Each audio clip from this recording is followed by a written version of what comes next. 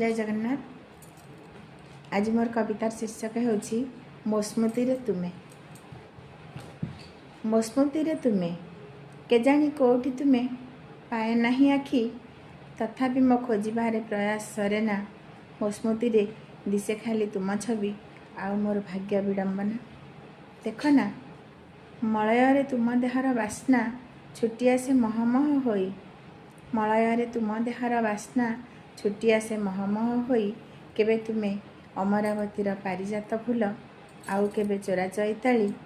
केबे तुमे स्वप्नर सागर आउ केबे ज्योत्स्ना मखमली। केबे तुमे जह्न साजी ओल्हेई आसीच मो मनर आकाश प्रांगणे।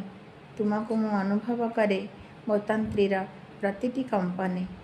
आउ थरे आस तुमे विस्मृतिरु स्मृतिटीए होई। किछि मिठा आकर्षण आउ केई टोपा लुह तुम पाई साइतिछि, नहीं जाओ आंजुला मिलेई। जय जगन्नाथ।